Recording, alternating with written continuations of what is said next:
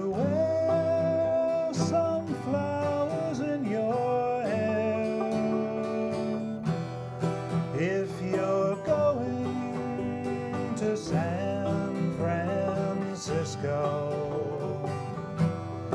you're gonna meet some gentle people there.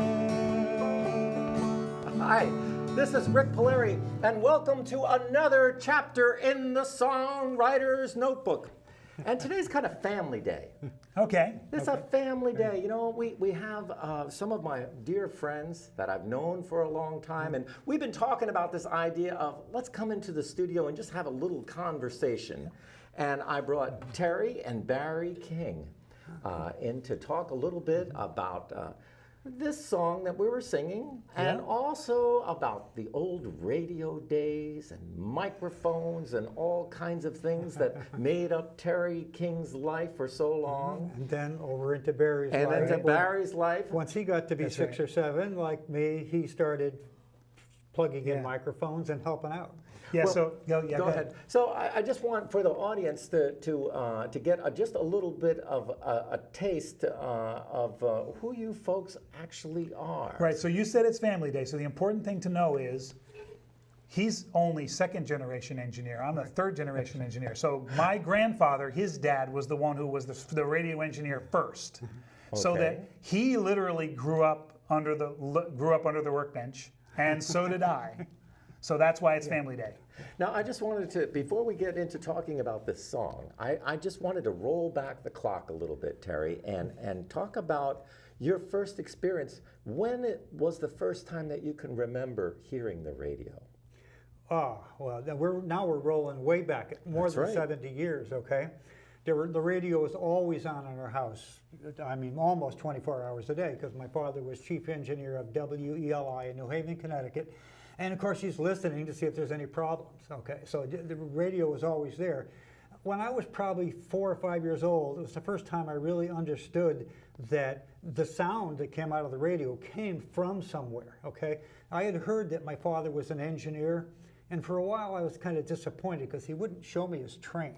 Yeah, and I remember you telling a story about getting in a fight with a kid at school because you wouldn't bring him down and give him a ride on the train. Right, yeah. I mean, I looked in the garage to make sure. There was no train. After a while, I understood an engineer could actually be a different thing, okay? He brought me down to the studios, and it's kind of like here. You've got these high windows like this. So I had to kind of like up like this to try to look into the studios and see what was going on, okay? And I found out that like, oh, the same sound that came out of the little speakers in a radio station was the same sound that came out of our radio at home. So I kind of like into that idea. Right. Then my dad started bringing me with him sometimes. So we want to talk about this part right here? Yeah. Okay, so he was setting up remote broadcasts in various places. We did a thing called Yale Interprets the News from downtown New Haven. And I was about 7 or 8 years old, and I would be like just the people were here earlier, plugging the microphone cables into the microphones, setting things up, checking things out, trying to talk to the studios like, hello, Hartford, this is New Haven, in this little kid voice, okay? And they'd be like, okay, New Haven, we hear you. So there was that broadcast, okay? Now, Terry, let's explain to the people, what did the radio look like at that, physically? When we're talking about radio, what did it look like? Well, that's an interesting point, because radio's kind of like boats. I mean, there's all kinds, okay? And there were the little speakers that were on the wall at the radio station. There was the kind of tombstone tape radio that was on top of the refrigerator in our kitchen. So I could climb up on a chair and the radio would be like right here and I could listen really closely, okay? And then there were people that had big radios. Consoles, in their living room. And then my dad had this other kind of gray radio, and it was weird because he could go tune in other things, people from far away, and he was a ham radio guy, and I knew that he talked to people far away. He got this thing in the mail once from Australia, and there was a kangaroo on it. I was kind of like, wow, this is... So technology was truly magic. Well, that's the thing. See, so high tech in those days was like radios and tubes and antennas, and you could talk to Australia. Because now you just like, I got on internet Facebook chat, right? or Instagram and you're already in Australia. Well, the thing was, like, I remember I was interviewing Utah Phillips, and he was talking about early days of radio, and he was even talking about that cat whisker radio. Oh my gosh. Okay. Well, that's See, an I built interesting a cat whisker radio just to prove it could be done. Can you explain it Yeah, to so our a cat folks? whisker radio, you can make a diode, a rectifier diode, out of a piece of galena crystal. It's a rock. It's a shiny rock. And if you get a piece, the other wire pressed against it just right, and you connect an earphone across it, you can use it as a radio, for AM radio. You can use it as a radio receiver. That's close by. That's close by. It has to be really strong because you're just literally picking it out of the air, picking it up with a pickup coil, and you have this diode. So you can do this, but it takes a lot of fiddling around. I think mine was made out of a diaper pin and a galena crystal and like a toilet paper tube with a whole bunch of wire wrapped around it. But it actually worked. I mean, you can listen to the radio on. So like around here it would be like WOKO or something, like whatever the nice loud AM station is. And this kind of do-it-yourself WVMT. thing, I mean, was very, very strong in the 20s and 30s, okay? So people built radios, and there were so-called breadboard radios, which was literally this piece of wood that you had in the kitchen that you could knead bread on. Well, it's a nice piece of wood, and if we're going to make a radio and screw down some tube sockets and stuff, you could do that. Yeah. Today, we do electronic stuff. I sell electronic skits, and there's a breadboard in there. But it's They still call it a breadboard, even though it has nothing to do with wood nor bread. Yeah, but you still call it that. It's a little piece of plastic, and you can plug stuff into it. So this whole thing of doing things and making things, my That's where it father started. talks about the 30s when they first had a radio. And when he was young, okay, and there'd be a set of earphones, and then you do the thing that you occasionally see a couple kids in middle school today. There's an earphone. There's two kids, so one of them has one in one ear, and the other one has in the other ear, and they're kind of like symbiotically going along. So they can listen to the same thing. Yeah. Yep. Exactly. So I think that it's really interesting because you can really feel this love for radio in your family. So this is something that you kind of is in your DNA at this point, like where probably literally at this point. Like I said, I'm third generation. Yeah, well, who knows about our whatever. The connection is interesting because to me there's this kind of these three parts. Okay, there's us as the crew making all this stuff happen. Then there's the talent or the performers, whoever they are, and then there's the audience, which is out there. And it took a long time before I got to the point where I kind of understood that. Some of the really early things I did with my dad when there were jazz programs that we did from the Connecticut shoreline with black musicians and these crazy guys and stuff, I didn't know till years later, okay, like what that was really about. There was this incredible piano player guy. He would like falling off the stool and playing with his knees on the ground and everything. And I was about 20 years old and I said, Dad, so who was that crazy piano player guy there at the Ivoryton Inn? He says, oh, that was Errol Garner. Okay, now this is back before he wrote Misty and all that kind of stuff, okay? And so I was kind of used to being around people like that. And, it was okay. You had your job to do, and if you did it well, that was good. They had their job. They did it well, And there were interesting people, okay? They're always interesting people. And then later on, we can talk about the later eras. There's also, from a performer standpoint, there are people who are absolutely wonderful people, very great with the crew. It's a cooperative thing. And then there's some people That's not the case. who are just really unhappy people, and they're especially unhappy with little peon people like sound engineers or whatever, and they let you know that. Well, you told me a great little story, Terry, about our friend Pete Seeger.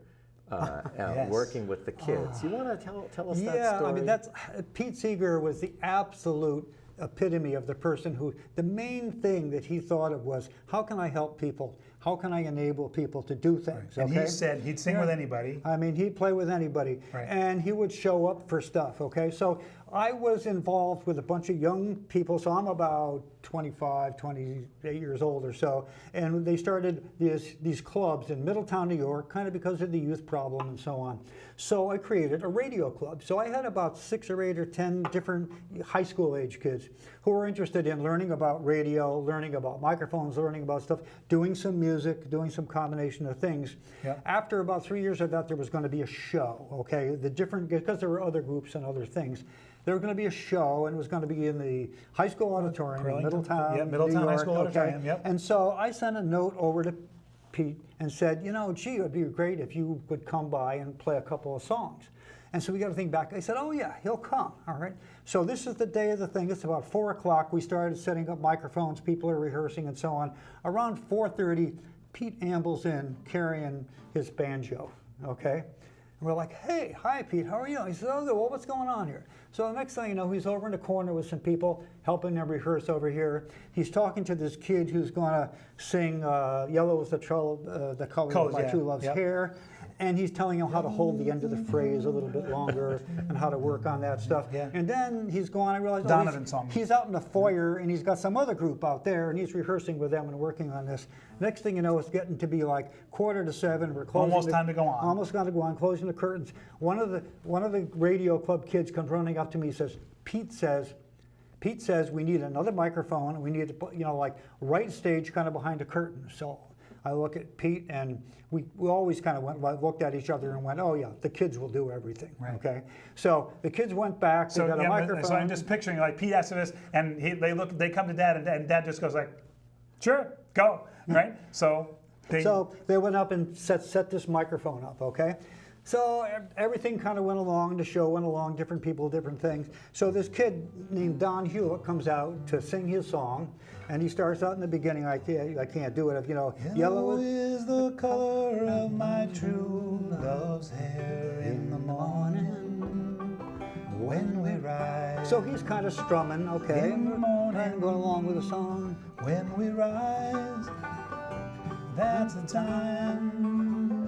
That's the time I love her best. So he's going along kind of, so then we get to and he's a high school kid and he's pretty nervous. Yeah, and so he's he just kind of strumming along. So then he gets to the point where he says, freedom is a word I rarely use without thinking. So I realized the whole arrangement sounds a little bit better. It was a little bit more all of a sudden there's this banjo part. And there's this, banjo part. Well, I didn't know exactly what it was. It sounded really good. So I look over the top of the light board and I go out there and here, behind the curtain is Pete Seeger with a banjo accompanying this kid who's playing out front. Okay? And that's exactly the kind of thing about Pete Seeger. Okay? Yep. And we can never pay that back. Right. The only thing we can do is we got to pay this forward. Anytime we have that kind of opportunity. He was always planting seeds. Yep. He spent his whole life planting and seeds. And see, you know him way better than I do. And so way later, Rik and I used to work together to put on the Champlain Valley Folk Festival. And Pete came one year to the Champlain Valley Folk Festival. It was like our headliner guy. It was really great. But he was just Pete, so he came to the festival and just kind of hung out. Oh yeah, he's going to do this gig and that gig. But other than that, he was just kind of hanging out at the folk festival. And did you ever have lunch with Pete Seeger? Like anybody? Like I did, because he just showed up at Champlain Folk Festival, and I was there with all my little kids. And I guess Pete and Toshi thought they were cute, so we had lunch together. It's like that doesn't happen, but it did. There's a funny story about that. I was playing the school up in the Northeast Kingdom a while before the festival. And there was a little kid who was blind. He was a little blind kid, and I spent a little bit of time with him, and he really enjoyed that. So his mom brought him to the festival, and she went to backstage, to talk with Pete, right after that. And the little boy says to Pete, "Oh, you're Rik Palieri's friend, aren't you?" All right, as your 15 minutes of fame started right then. And Pete had this big smile on his face, It was perfect. Yeah. It was perfect. And that's the way he was. He was the real deal. Yep. And loved this kind of thing where whenever people gathered, would try to participate, because that's what he believed in, is participation. And so we want to make sure, because we're participating in this conversation with Terry and Barry King, and they have a really super story that that's going to take a while, and we have to make sure that we get this in. So we should get started. So who's going to start it? So I should explain the beginning of it. So I learned this song from Dad. It was like one of the very first things I learned to play when I started learning to play guitar when I was a kid. So that's another thing that got passed down generation to generation. But anyway, so I learned this song and I never really knew where it came from. So I didn't find out until much later that Dad had learned it from Scott. So let's back up a second. That song we were playing was as we came in. It's called San Francisco. Be sure to wear some flowers in your hair. Very famous song for about 8 weeks in 1967, and then he was a one-hit wonder. No one's ever heard from him again. But Scott Mckenzie is the guy who sang that song. He did not write it. John Phillips wrote it. John Phillips, who was later famous in The Mamas and the Papas. So anyway, but Scott Mckenzie sang that song. He got all of a sudden very famous and went on tour with that. But he had this other song. And if you bought the record of San Francisco, Be Sure to Wear Some Flowers in Your Hair in 1967, and you turned the record over, you got to hear this other song. So the other song, which is really Scott Mckenzie's song. And the cool thing about this is, and this is what the whole story is about, Scott Mckenzie wrote this song, I don't know, whenever, a long time before that. He put it on the flip side of that record. Over the course of his life, performing and later on, he added verses to it, or changed it around, dropped verses and added verses as things happened to him. So it was sort of his autobiography song.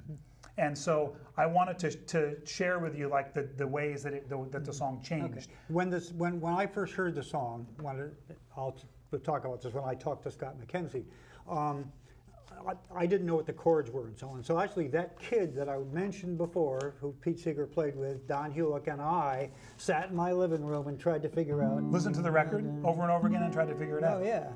Right. So this was the version that I had heard when I talked to Scott Mckenzie, but this is the original version. Right. So let me play it for you. Let me play it for you the way it was in 1967 on the backside of San Francisco. And it's autobiographical. So think about. So one more thing I need to tell you about this before we start. Scott Mckenzie and John Phillips had moved from New York out to LA to make records, and they were working with Lou Adler. And so this song is Scott's autobiography up till that point. Let's see. I'm just gonna start it and just play this the way he played it on the backside of that record.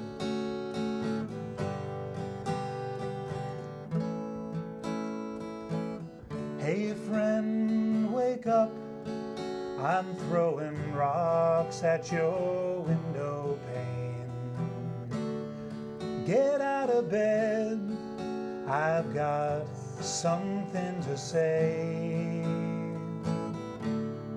Pack up your toothbrush and sneak down your stairway. You got no reason you should stay. Hey, what's the difference if we don't come back? Who's gonna miss us in a year or so? Nobody knows us or the things we've been dreaming. So what's the difference if we go?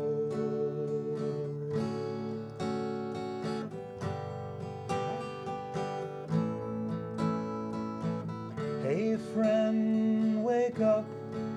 I'm throwing rocks at your window pane. But don't wake your friends, they'll probably start to cry. 'Cause you leave behind all of the dreams they have planned for you. Don't worry, friend, they'll know why.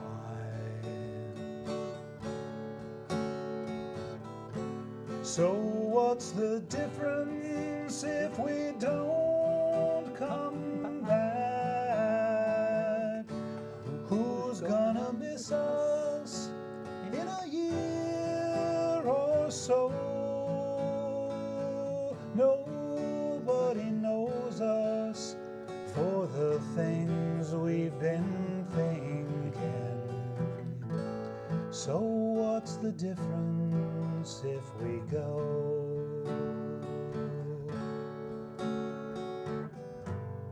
What's the difference if we go? So I think, you know, there were some people who loved San Francisco, flipped the record over and listened to this, and it was kind of interesting and kind of okay. But it never got a whole lot of airplay, especially in the radio. In those days, we were doing the top 10, the top 20, or whatever. This didn't make it that far. And it's before the revolution of album rock, you know? And it really was a format thing. They were selling 45s. And it wasn't until a couple of years later, the Beach Boys' Pet Sounds came out, Sgt. Pepper's Lonely Hearts Club Band came out, that only worked as whole albums. The Moody Blues came out, they only worked as whole albums, and all of a sudden... Simon and Garfunkel? Simon and Garfunkel, they had singles too, but again, all this stuff worked as albums, and all of a sudden that changed. And there was a lot of things that changed in the music business a little while after this. Yeah, right, okay. Yeah, so... And anyway. funny enough that we're almost back to that now. Yeah, we're Well, back. yes. Singles. That's right. That's MP3s, right. man. Yeah. 99-cent singles. And vinyl, I see vinyl on the street. Vinyl, I see vinyl for 25 Yeah, right. years. The guys right up the road there are selling vinyl records So again. what's the next part of this story? So, okay, so the next part of the story, Scott Mckenzie went on tour, was very famous for a little while. He went and he absolutely hated it. There's a story that he told on an interview that I read. He was hiding in the closet of John Phillips' hotel room. He's like, I hate you, why did you make me do this? It was that bad. Like there was like women climbing in the windows. It was crazy. Yeah. And he just hated it. So anyway, But just before he left but on he went tour. on that, okay? Right. So fast forward just a little bit from that actual era. So probably during the next year. Let me back up for a minute. So I worked in broadcasting. I was chief engineer of a couple of different radio stations. I was a journalist some of the time. I got paid to go to Woodstock, you know, cool stuff like that. But in this era, I was working for a guy named Peter Strauss. He had WMCA in New York City. This was the era of the WMCA Good Guys. That's right. I remember that. They were Harry the- Harrison. Yeah, Harry Harrison, yeah. Yeah. Gary Stevens, okay, those guys. So that era, I worked for Peter Strauss, but I mostly worked on the upstate radio stations. This one in Middletown, and he had some other ones in upstate New York.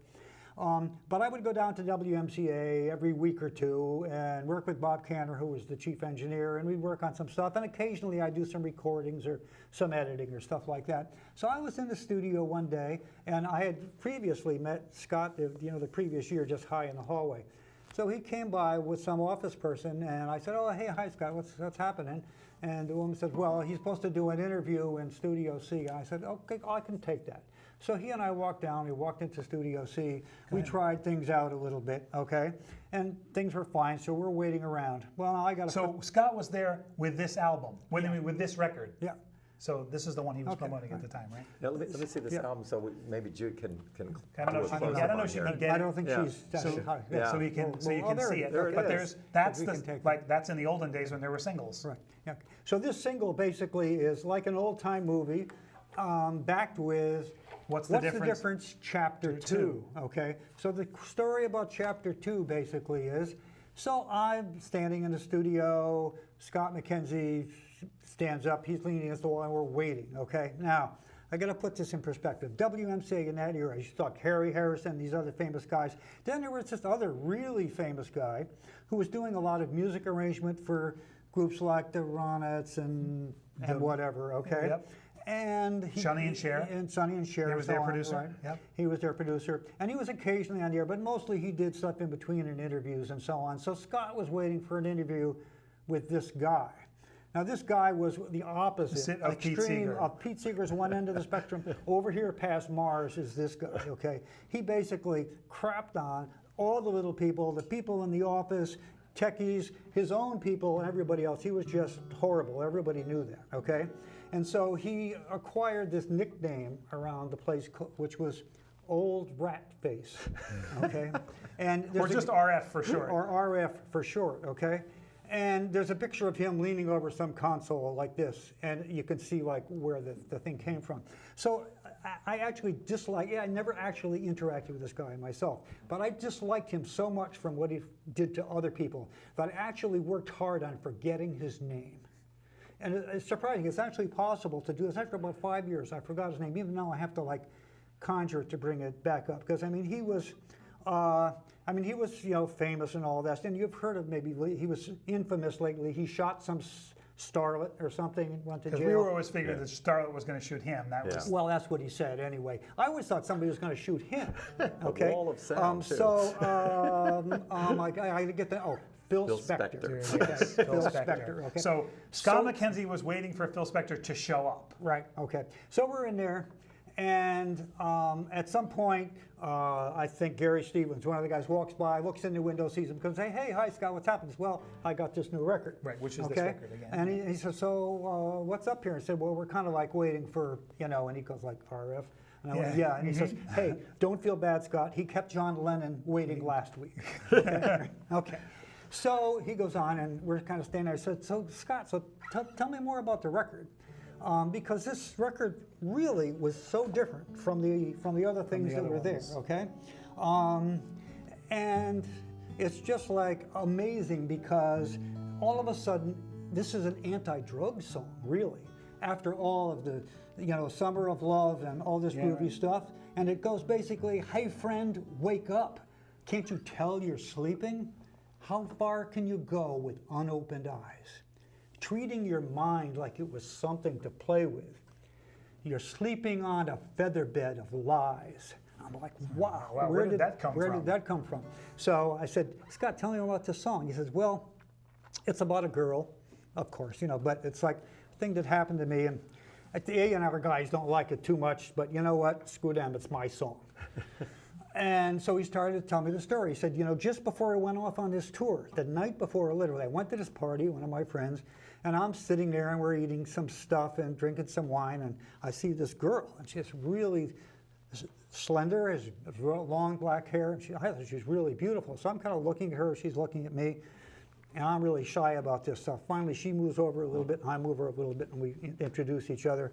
And it's really loud music and stuff like this. And just then somebody walks in the window, and I realize, oh, it's a fire escape. So we go out on the fire escape, and we talk for a long time. And she sits here, and I lean on her knee, and we kiss a little bit. And so I said, gee, I gotta, I'm gonna be going out of town, but I really like to be able to get in touch with her. I have your phone number. And she says, like, well, my roommates, they're really screwed up with phones and stuff. But she wrote her address. So Scott went on the tour, which he didn't think was all that wonderful. Was not that wonderful, okay? no. But I guess this girl was on his mind all the time. So the story is, he came back. After the tour. He got a cab. He went to his address in the Haight. He went up to the 3rd floor, knocked on the door. No response, no response. Came back down. There were a couple sort of like Mexican guys sitting on the sidewalk, and he goes over and says, hey, do you know where Angela is? And the guy says, you a friend of hers? And he goes like, well, yeah, kind of. I've been away for a while. And he says, man, I'm really sorry, but she's dead. It's like one of those things. It was like TV, I mean, she was tripping. And she walked out and she got hit. And Scott said, so I just ran. He said, I ran all the way up the street up to some park. I lay there on the grass for what must have been hours. And finally, I called up a friend of mine, and he came and got me. He said, sometime during that night, I wrote the song. Another chapter of the song. So this is the way and this is the record that he We got has, 2 minutes. He so we was, gotta move yep. quick. Okay. This is the record he was playing at that point then. Same song, not the same song. Hey friend, wake up. Can't you tell you are sleeping? How far can you go with unopened eyes?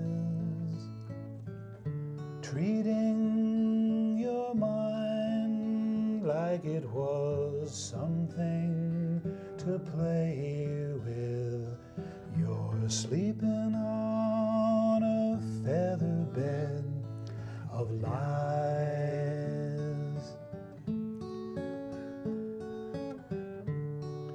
So what's the difference if you don't wake up? You won't know yourself when you finally do. You'll look into some mirror and wonder what what you're looking at. So what's the difference if you do? Let this be faded out at the end. So what's the difference if you do? Well, it's been wonderful having both Terry and Barry King here on the Songwriter's Notebook. We're calling this a conversation today, and I hope that all of you have enjoyed this kind of informal look at the lives of two people who've really invested their life in giving to others, because that's, when I think of you, that's what I think of, is Barry's given so much to the Champlain Valley Folk Festival. You've given so much to the whole music community here, and we're really grateful to have you both here. So why don't we're going out now. Yep. Thank you all for tuning in to the Songwriter's Notebook, and let's just go on out with this song here, the City of New Orleans. Here we go. Riding on the city of New Orleans, Illinois Central, Monday morning rail. 15 cars and 15 restless riders, 3 conductors, 25 sacks of mail. All along the southbound Odyssey, the train pulls out of Kankakee and rolls along past houses, farms, and